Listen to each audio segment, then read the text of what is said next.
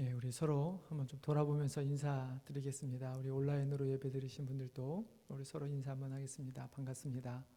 네, 또 한 주간 어떻게 잘 지내셨는지요?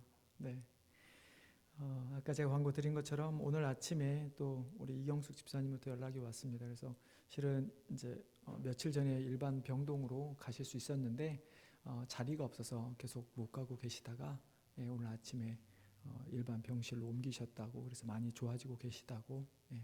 근데 이제 카톡방에도 남겼지만 지금 이제 폐렴 때문에 조금은 또 고생하고 계시는 것 같아요. 그래서 또 폐렴도 하루 빨리 잡힐 수 있도록 또 계속 기도해 주시기를 부탁드리겠습니다. 네.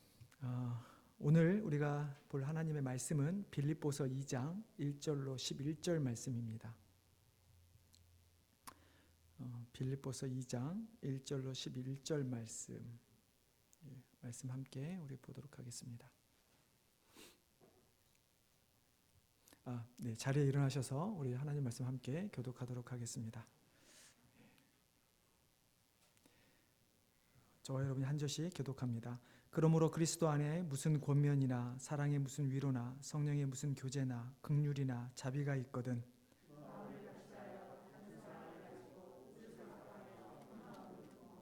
아무 일에든지 다툼이나 허영으로 하지 말고 오직 겸손한 마음으로 각각 자기보다 남을 낮게 여기고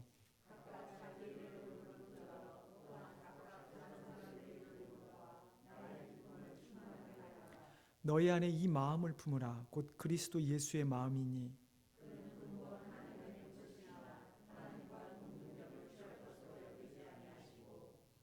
오히려 자기를 비워 종의 형체를 가지사 사람들과 같이 되셨고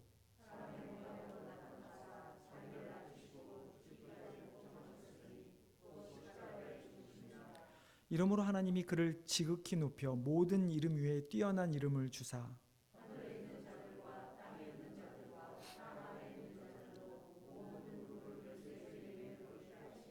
같이 읽겠습니다. 모든 입으로 예수 그리스도를 주라 시인하여 하나님 아버지께 영광을 돌리게 하셨느니라. 아멘. 자리에 앉아주시기 바랍니다. 다시 한번 기도하겠습니다. 하나님, 이 시간 우리가 겸손한 마음으로 주님 앞에 나와 주님의 말씀을 듣기를 원합니다. 주여, 우리의 마음을 준비시켜 주시고 말씀이 선포되어질 때 그 말씀이 그냥 헛되이 지나가는 것이 아니라 우리 마음밭에 새겨져서 심어져서 귀한 열매의 열매를 맺는 은혜가 되도록 인도하여 주시옵소서. 오직 하나님의 말씀만이 드러나기를 간절히 원하오며 이 모든 말씀 예수님의 이름으로 기도드리옵나이다. 아멘. 오늘은 빌립보서 2장 1절부터 11절의 말씀을 가지고 오직 겸손한 마음으로 라는 제목으로 함께 말씀을 나누고자 합니다.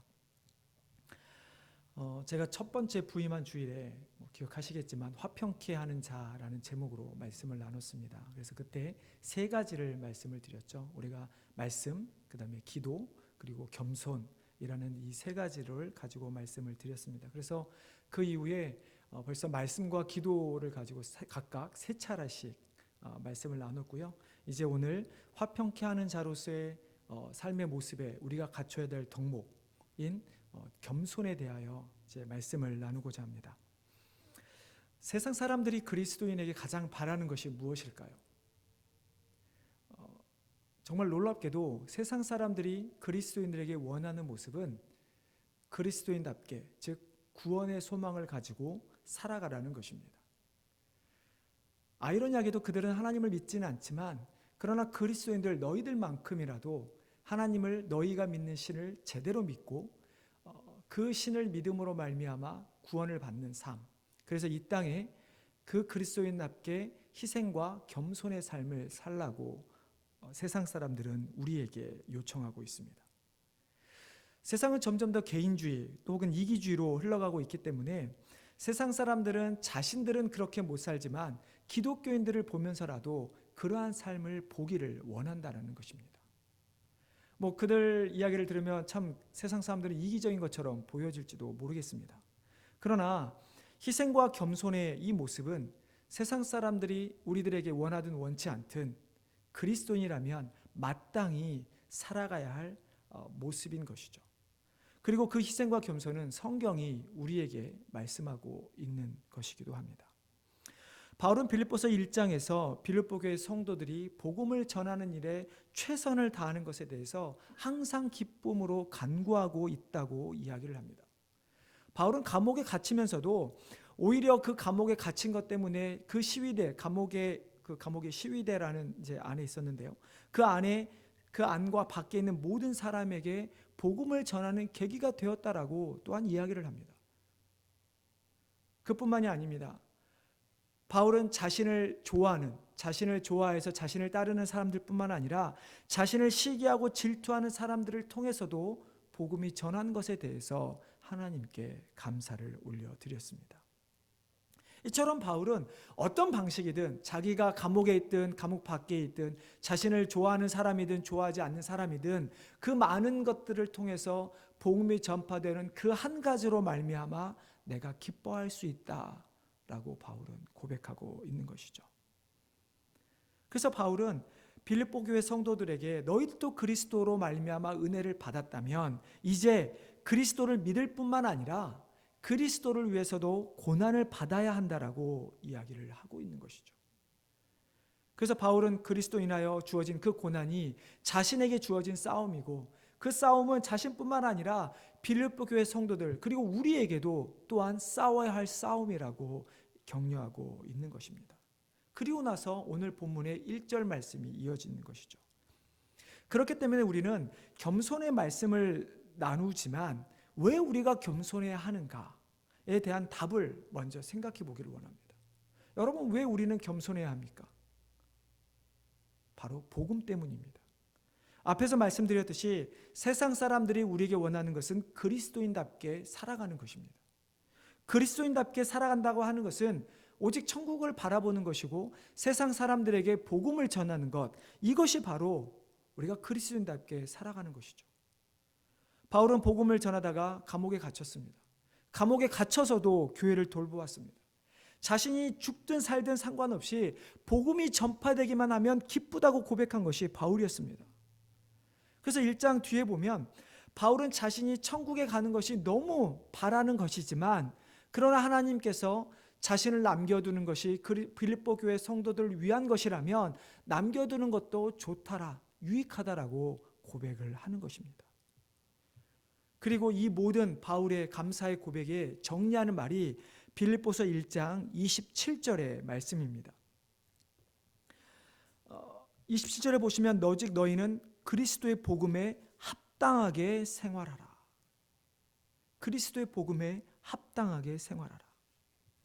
그리고 그 그리스도의 복음에 합당한 삶이 무엇인지를 27절부터 30절에서 설명하면서 그리고 난 다음에 오늘 1절에 그러므로라고 말씀이 이어지고 있는 것입니다.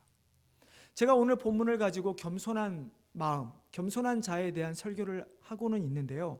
자, 우리가 그렇게 겸손한 삶을 살기 위해서는 앞에서 복음에 합당한 생활을 해라 라고, 그러므로 너희가 이렇게 하는 것이 복음에 합당한 삶이다라고 설명을 하고 있는 것입니다. 그래서 오늘 우리는 이 2장 1절부터 11절의 말씀을 가지고 겸손의 특징, 즉 겸손의 태도, 자세가 무엇인가, 또 겸손의 방법, 즉 겸손한 자의 행동, 우리가 무엇을 해야 겸손한 자가 될 수 있는가, 그리고 마지막으로 겸손의 모델이신 예수 그리스도를 대해 살펴보고자 합니다. 첫 번째는 우리가 겸손한 자가 가져야 할 가장 중요한 자세가 무엇인가 하는 것입니다. 여러분, 겸손한 자의 가장 자세가 무엇일까요? 낮아지는 것, 여러 가지 이야기들을 할 수 있을 것입니다. 그러나 바울은 오늘 우리에게 겸손한 자의 자세를 이야기하면서 무엇을 이야기하는가? 바로 하나됨입니다. 한 마음. 1절에 보시면 그리스도 안에 무슨 권면이나 사랑의 무슨 위로나 성령의 무슨 교제나 긍휼이나 자비가 있거든. 즉 이 말은 우리 안에 그리스도로 말미암아 그리스도 때문에 하는 행함이 무엇이든 간에 라는 의미입니다.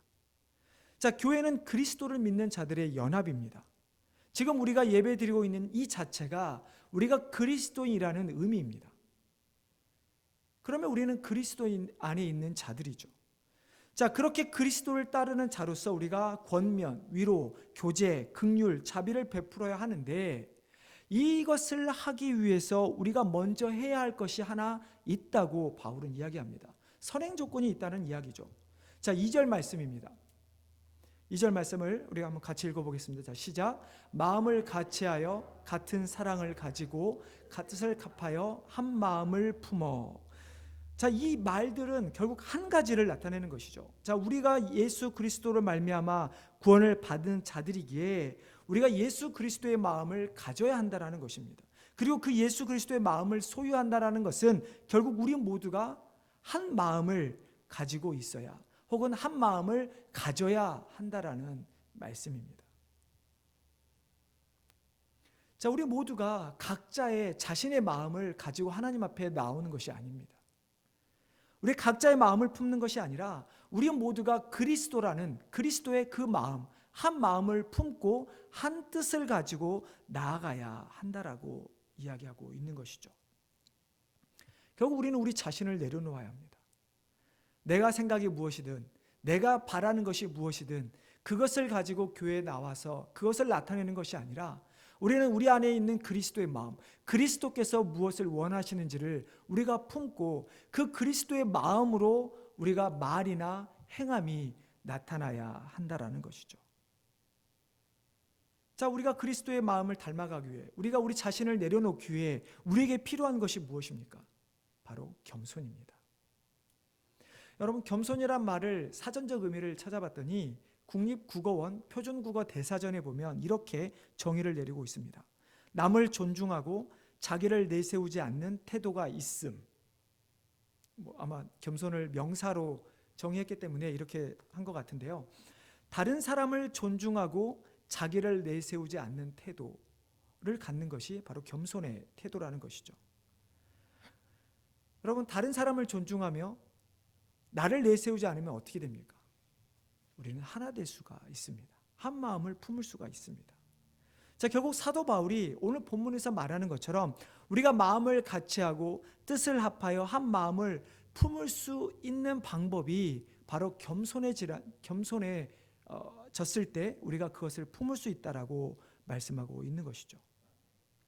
여러분, 어떤 한 교회에 갔을 때 그 교회가 나뉘어지지 않고 정말 한 마음 한 뜻으로 하나님께서 주신 사명을 잘 감당하고 있는지를 잘 측정할 수 있는 방법이 있습니다. 여러분, 가장 쉽게 측정하는 방법이 무엇인지 아십니까?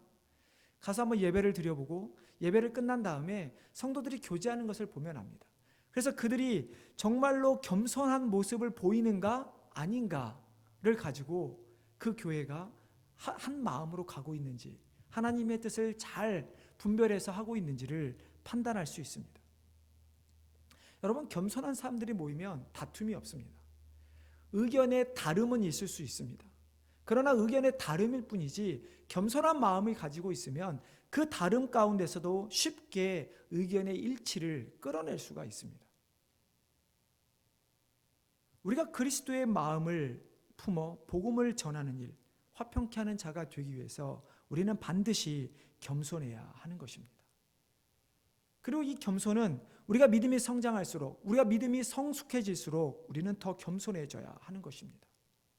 여러분, 우리 속담에 이런 말이 있습니다. 벼가 익으면 고개를 숙인다. 여러분, 이 말도 우리가 오해해서 우리가 어떤 지식적인 부분을 많이 하나님에 대해서 많이 알아서 머리가 무거워져서 어쩔 수 없이 고개가 떨구어지는 것을 의미하는 것이 아닙니다. 우리가 하나님의 사랑을 깊이 체험하면 할수록 내가 죄인인 것을 깨닫게 되고 내가 할 수 있는 것이 아무것도 없구나, 정말 하나님만 바라보아야겠구나라는 그 마음이 들을 때 우리는 더 겸손해지는 것입니다. 여러분, 바울이 어땠는 줄 아십니까?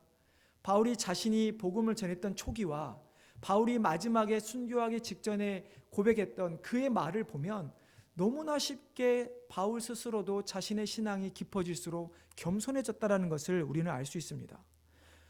바울이 초기에 썼던 고린도전서를 보면 이렇게 고백합니다. 나는 사도 중에 작은 자. 자, 바울이 지금 비교하는 대상이 누구입니까? 사도들입니다. 그렇단 말은 자신은 다른 사람들보다는 뛰어나지만 그러나 사도들 중에서는 내가 작은 자. 그럴 수밖에 없었죠. 이미 예수님을 따랐던 12 제자들이 가장 먼저 사도들이 되었고 사도 바울이 사도 중에 가장 나중된 자가 되었기 때문에 사도 중에 작은 자라고 표현하는 것이 마땅합니다. 그러나 여전히 자신은 다른 사람들보다는 뛰어나다라는 이야기입니다. 자, 바울이 그 이후에 쓴 에베소서에 보면 이렇게 고백합니다. 모든 성도 중에 지극히 작은 자. 이제는 사도가 아니라 모든 성도, 즉 예수님을 따르는 자들 중에 자기가 작은 자라고 고백합니다. 자기가 믿음 생활을 해보니까, 복음을 전하다 보니까 더 깨달아지는 것이, 내가 교만했구나. 이제 내가 사도들 중에가 아니라 모든 성도 중에 가장 작은 자. 그리고 바울이 거의 말년에 썼던 디모데전서에 보면 이렇게 고백합니다.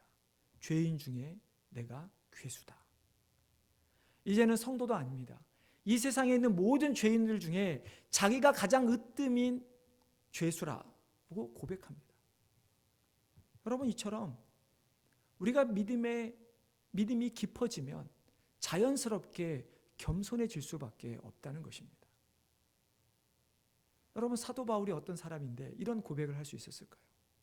지금도 어느 누구보다 가장 뛰어난 신학자이자 전도자이자 교회 개척자, 또 사도라고 이야기하는 사람이 바로 사도 바울입니다.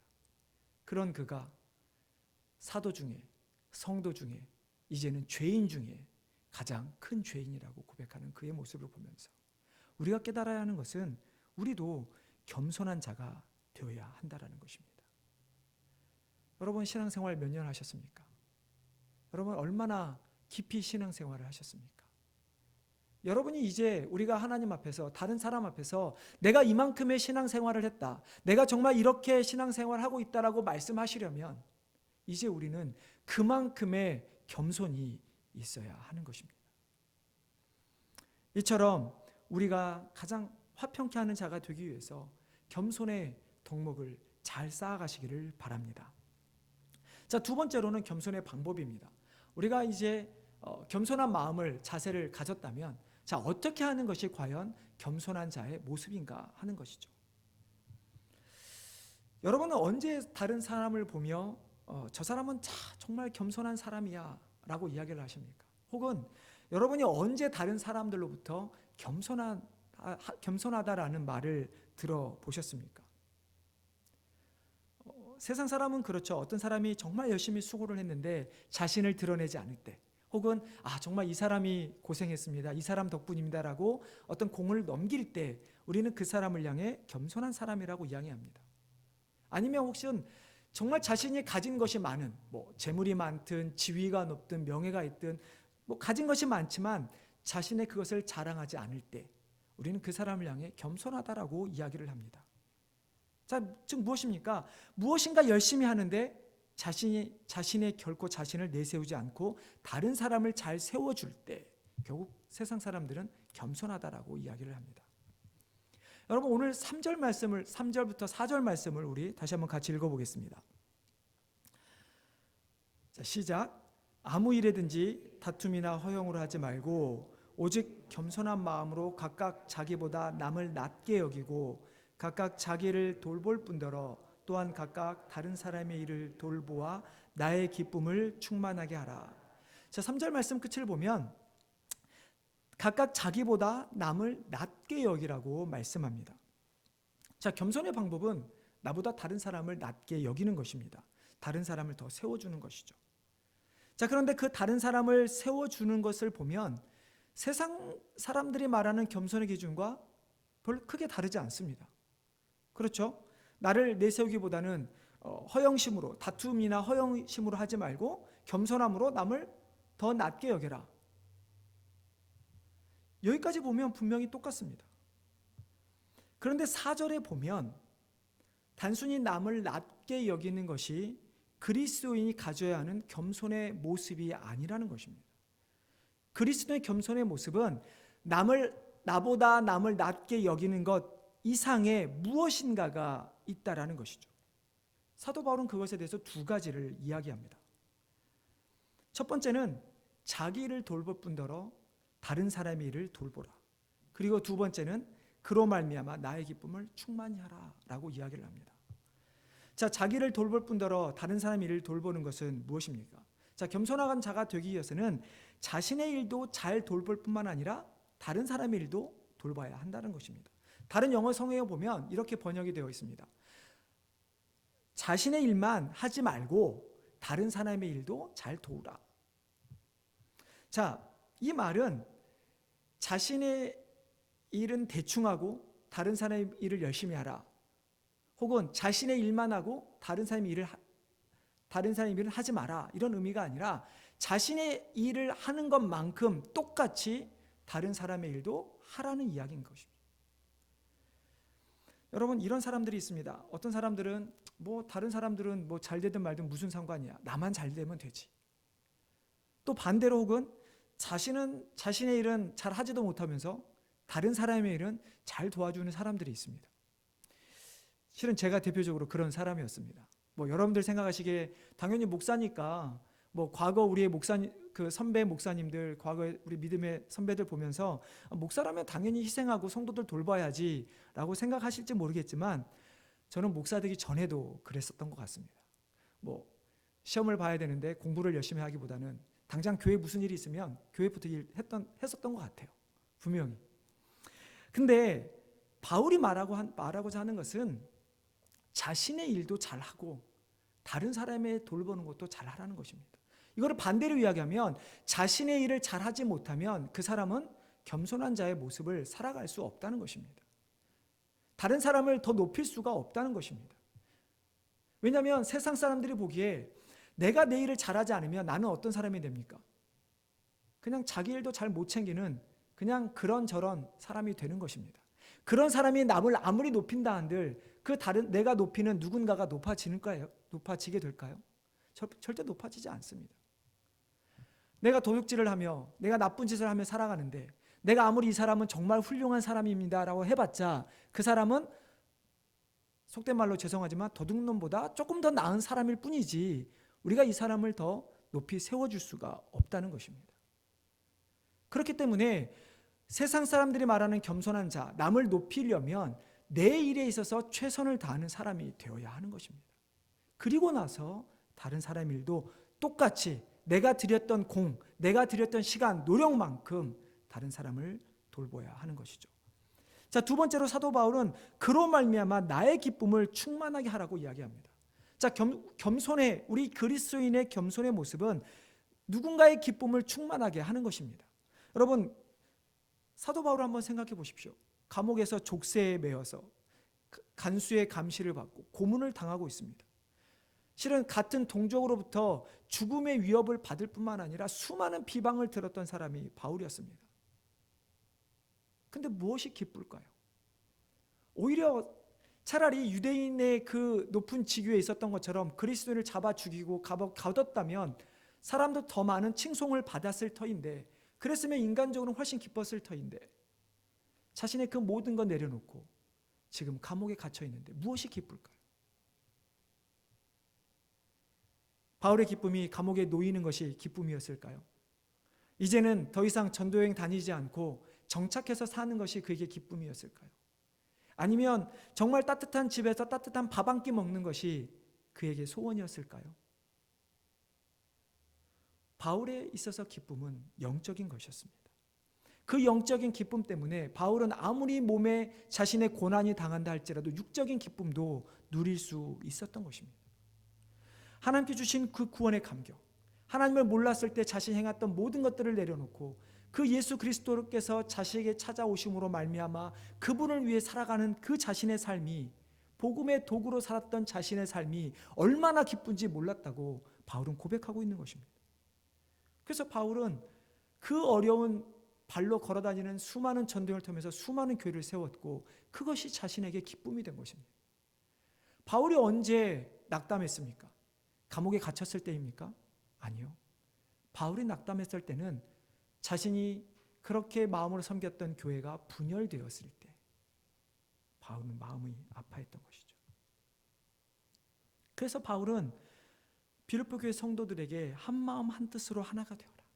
그리고 너에게 주어진 일을 열심히 하고 뿐만 아니라 다른 사람을 잘 서로 돌보아라. 그렇게 해서 복음을 전해라. 그리스도를 나타내라. 그러면 내가 기뻐할 수 있을 것 같다. 내 기쁨이 충만하게 될 거라고 바울은 고백하고 있는 것이죠. 너희가 하나 된 교회라는 말만 들을 수 있다면 더 이상 행복할 수 없겠다. 여러분, 이 고백이, 이 말을 우리가 듣고 싶어하는 말이 되어야 하는 것입니다. 내 자녀가 잘 돼서, 내 사업이 잘 돼서 내가 정말 행복한 것이 아니라 정말 우리 교회가 하나가 되고 세상에 있는 교회들이 하나님의 뜻대로 온전하게 나아갈 때 더 이상 나에게 행복함은 없겠구나. 이런 마음을 가져야 하는 것이죠. 이렇게 우리가 최선을 다하는 모습이 누군가 기쁨이 되어야 되는데 누군가의 기쁨이 되어야 합니까? 바로 하나님께 기쁨이 되어야 하는 것입니다. 정말 우리가 겸손한 자가 되었을 때 내가 하는 모든 행동들이, 내가 하는 말들이, 내가 섬기는 것들이 하나님을 기쁘게 했을 때 그것이 진정한 그리스도인이 보여야 하는 겸손의 모습인 것입니다. 여러분, 세상 사람들로부터 칭찬받고자 원하지 않으시기를 바랍니다. 여러분, 그렇게 해봤자 그 상을 우리는 이 땅에서 내가 잘한 것, 이 땅에서 상 받고 끝나는 것입니다.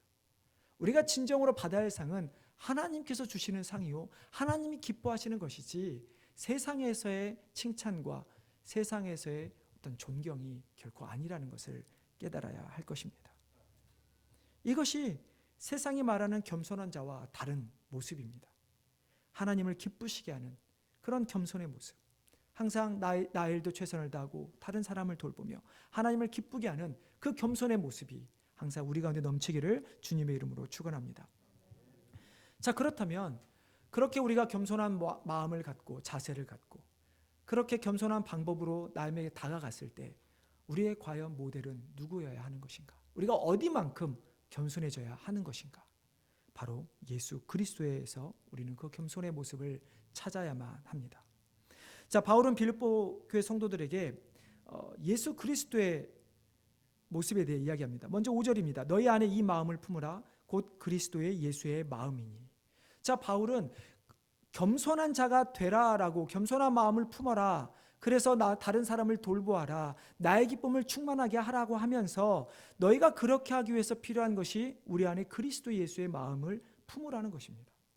자, 이 말은 우리가 예수 그리스도의 마음을 품어야 하고 예수 그리스도의 마음이 없으면 우리는 결코 겸손해질 수 없다는 이야기입니다. 자, 그럼 우리가 먼저 예수님께서 얼마만큼 겸손하셨는지를 살펴보고 그 이후에 왜 우리가 예수 그리스도의 마음을 품지 않으면, 그리스도의 마음이 없으면 겸손해질 수 없는가에 대해서 좀 나눠보고자 합니다. 자, 주님께서 우리에게 보여주신 겸손은 무엇입니까? 좀 길지만 우리 다시 한번 또 같이 읽어보겠습니다. 6절부터 8절입니다. 자, 시작. 근본 하나님의 본체시나 하나님과 동등됨을 취할 것으로 여기지 아니하시고 오히려 자기를 비워 종의 형체를 가지사 사람들과 같이 되셨고 사람의 모양으로 나타나사 자기를 낮추시고 죽기까지 복종하셨으니 곧 십자가에 죽으심이라. 아멘.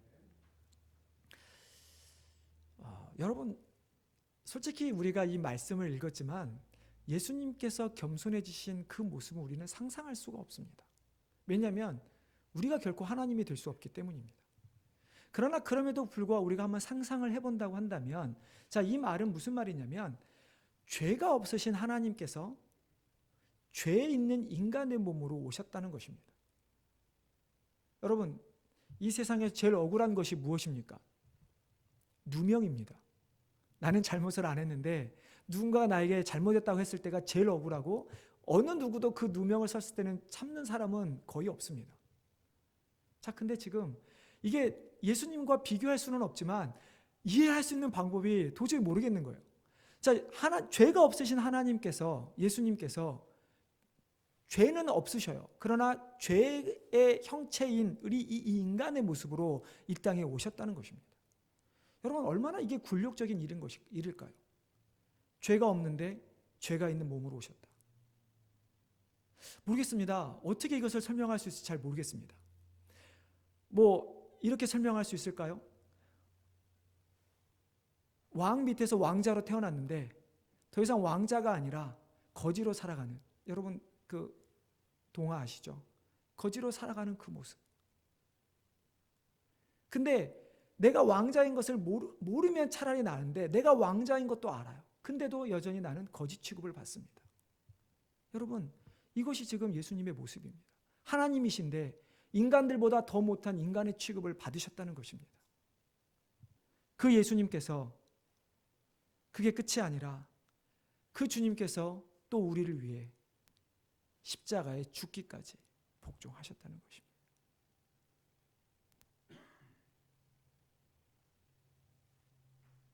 우리 인간을 너무 사랑하셔서 자신이 인간의 몸으로 이 땅에 오신 것도 십자가에 죽은 것도 하나님 자신에게는, 예수님께는 아무런 유익이 없는데 그저 우리를 사랑하셨기 때문에 우리를 위해서 종의 형체로 이 땅에 오셨고 우리를 위해 십자가에 달려 죽으셨다는 것이죠. 여러분, 이것이 우리에게 은혜가 되어야 합니다. 여러분, 이것 때문에 우리는 겸손해져야 하는 것입니다. 여러분이 무엇을 하셨습니까?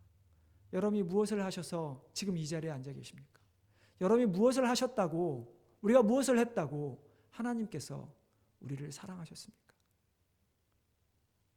그저 우리가 죄인 되었을 때 하나님께서는 우리를 사랑하신 것입니다. 그렇기 때문에 우리는 예수님의 그 겸손의 모습을 보면서 비록 우리가 그처럼 살아갈 수는 없다 할지라도 최소한 우리는 누구 앞에서 자랑하지 말아야 하는 것입니다. 내가 지금 이렇게 살아가고 있는 것, 내가 이렇게 구원받은 것, 우리 자녀가 이렇게 잘 되는 것, 우리는 결코 자랑해서는 안 된다는 것입니다. 자, 그렇다면 이제 우리가 살펴봐야 하는 것은 왜 우리 안에 예수 그리스도의 마음이 없으면 우리는 겸손해질 수 없는가 하는 것입니다. 그 이유는 한 가지밖에 없습니다. 바로 우리가 죄인이기 때문입니다. 여러분, 죄인의 가장 주된 특징이 무엇인지 아십니까? 죄인의 가장 주된 특징은 다른 사람보다 자신을 더 생각합니다. 그리고 자신을 위해 다른 사람을 비방합니다. 그리고 그 사람에게 나의 모든 잘못을 뒤집어 씌웁니다. 여러분, 이것이 죄인입니다. 아담과 하와를 보면 아담은 하와는 뱀에게 죄를 전가시킵니다. 그것을 보고 자란 것은 아니죠. 그것을 들었을지도 모르겠습니다. 가인과 아벨을 보십시오. 가인은 자신이 잘못을 했지만 결국은 하나님을 원망하며 자기 동생을 죽이는 일을 하게 됩니다. 다윗은 어떻습니까? 제가 제일 좋아하는 인물이 성경의 다윗인데, 다윗도 정말 하나님께서 은혜를 주셨음에도 불구하고 자신의 간음죄를 덮기 위해서 죄 없는 우리아를 죽이게 됩니다. 여러분, 이것이 인간의 모습입니다. 우리가 비록 칼로 누구를 찔러 죽이지 않는다 할지라도 우리는 수없이 말로 다른 사람을 수없이 죽여가고 있습니다. 여러분, 그런 인간이 우리가 어떻게 겸손해질 수 있습니까? 그런 우리가 어떻게 다른 사람을 나보다 더 낮게 여길 수가 있겠습니까? 우리는 절대로 그럴 수가 없습니다. 그렇기 때문에 우리에게 필요한 것이 바로 예수 그리스도의 마음인 것입니다. 주님께서 우리에게 보여주셨던 그 사랑, 그 마음, 그것을 우리가 품을 때 우리는 겸손해질 수가 있는 것입니다. 우리가 예수님을 온전히 믿음으로 말미암아 거듭나고 성령님께서 계속 내주하셔서 계속해서 우리의 삶을 변화시켜 갈 때, 그래서 우리가 예수 그리스도를 온전히 붙잡고 살아갈 때 우리는 비로소 겸손해질 수가 있는 것입니다. 그래서 제가 서두에 말씀드린 것처럼 교회가 화평한지 한마음인지 알 수 있는 방법이 무엇인가? 성도들의 겸손함을 보면 알 수 있다라고 말씀드린 이유입니다. 오늘 우리가 왜 겸손해야 하는가에 대한 결론의 말씀을 바울은 9절부터 11절에 하고 있습니다. 결론만 말씀드리면 우리는 하나님을 기쁘게 하기 위함입니다. 또한 11절의 말씀처럼 하나님께 영광을 돌리기 위함입니다. 자, 우리가 겸손함으로 말미암아 우리가 해야 되는 것은 나를 나타내는 것이 아니라 겸손함으로 그리스도를 나타내는 것입니다. 복음을 전하는 것입니다. 그리고 그 복음을 듣는 자들이 다시 하나님 앞에 나와 하나님께 찬양을 돌리는 것입니다. 하나님께 영광을 돌리는 것입니다. 그래서 마지막 계시록에 나와 있는 것처럼 모든 백성과 족속과 방언 가운데 수많은 사람들이 나와서 하나님을 찬양하는 것, 이것이 우리의 겸손의 목적이 되어야 하는 것입니다. 우리가 그것을 바라보지 못하면 우리는 겸손해질 수도 없고 우리는 겸손해야 될 이유도 없는 것입니다. 우리가 겸손해야 하는 것, 그렇게 우리가 복음을 전함으로 하나님 앞에 나와 하나님을 찬양하며 하나님께 영광을 돌리는 그 모습을 우리가 기대하면서, 또한 하나님께서 우리로 하여금 그것을 이루시기를 원하시는 그 이유 때문에 우리는 겸손해져야 하는 것이죠. 우리 제일하나님 교회 성도님들 가운데 그 예수 그리스도의 마음을 품기를 주님의 이름으로 축원합니다. 정말로 우리가 한 마음 한 뜻이 되어서 겸손함으로 우리가 세상 가운데 복음을 들고 나가는 교회가 되기를 바랍니다.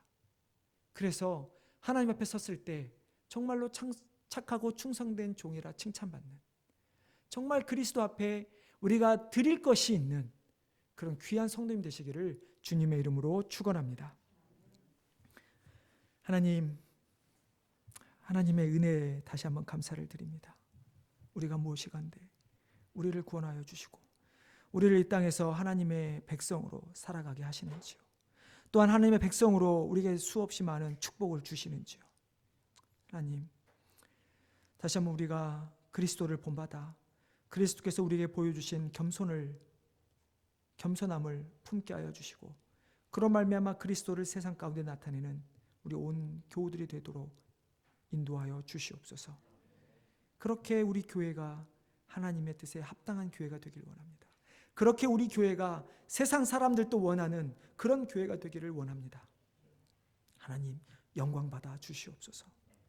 감사하며 예수님의 이름으로 기도드리옵나이다.